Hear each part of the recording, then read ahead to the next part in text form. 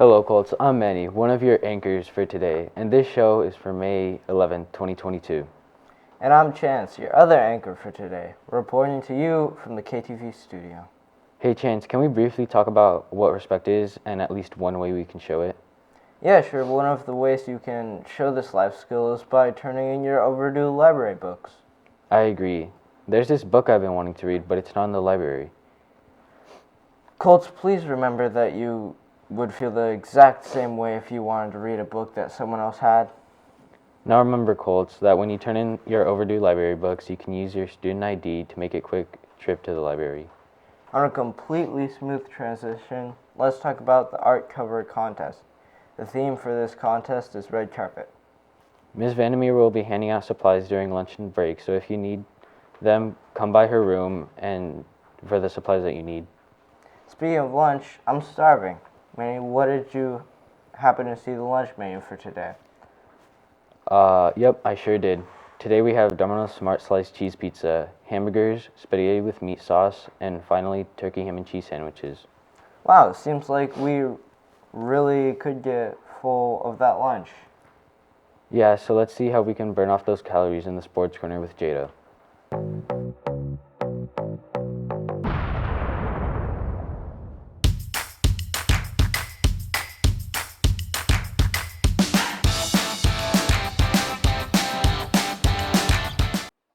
Thanks, Manny. Hey, Colts. Welcome back to the Sports Corner. Yesterday, we celebrated the girls' track teams, but how did the boys do at finals last week? The 7th grade boys took only 6 athletes to league finals. All 6 earned ribbons and had personal best in the meet, but only enough points to claim 3rd place. Simon Cassis brought home 4 ribbons, running to a first in the 800 meters and a second in the 1600 meters and a first in the long jump. He was also part of the 3rd place 4x100 team with Peyton Howe, Uzi Mejia, and Jacob Wong. Jacob also earned 4 ribbons with that relay. He also took 4th in both the 100 and 200 meter runs. Jacob was the anchor for the 4x400 team, which took 2nd place. He was helped in that relay by Uzi, Peyton, and EJ Breifogel. EJ ran to 4th place finishes in both the 1600 and 800 meter races to round out his efforts. Uzi took 2nd in the high jump with Ricardo adding 4 feet to his previous best in the shot put to claim 6th place. With a little recruiting for next year, we can expect even more from these Colts. Great job to all the 7th grade boys. In some other sports news, this Friday the 13th is Sports Day. Let's check out a video from Leadership to learn more about it. Colts, Sports Day is on Friday the 13th. Make sure to show your spirit by dressing up in all your sports gear. Here are some examples. You can wear your favorite jerseys to show your spirit. You can dress up and match with your friends. You can show support for your favorite teams. Or you can wear your own sports uniform. Don't forget Sports Day is Friday the 13th.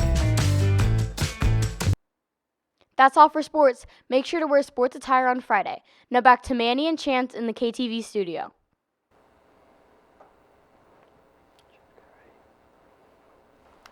Thanks, Jada. That sounds pretty fun. I can't wait to know more about the track league finals. It sounds like we had it in the bag. Wait, how will the weather be for Friday? Let's check how it'll be with yours truly, Caleb.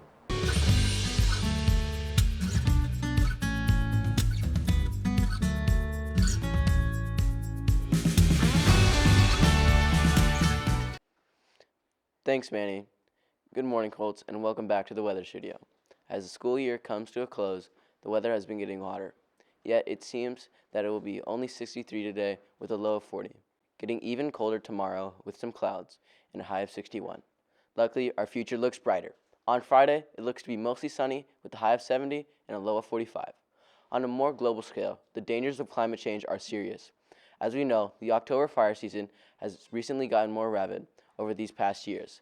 This, including many other extreme events, are causes of climate change.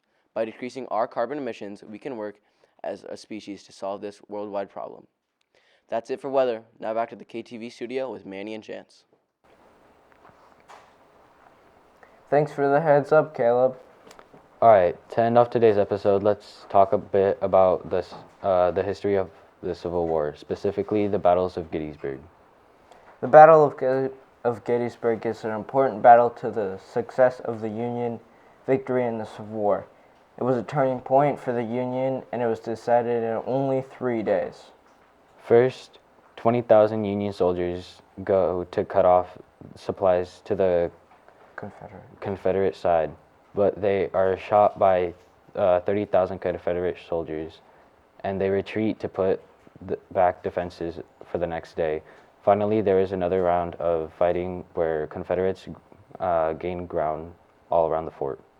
Then, believing the Unions to be weakened, Robert E. Lee forces his troops to charge at George E. Pickett's army while they headed into the Gettysburg Bridge. But this turns out to be a massive failure, with more than 60% of the Confederates' army dead. The Confederates then retreat with George G. Meade, failing to force Robert's surrender. After the Union's victory, Lincoln makes a speech called the Gettysburg Address. Well, that's all the info we have for you today, Colts. Remember to turn in your overdue library books with your student ID. And that's KTV.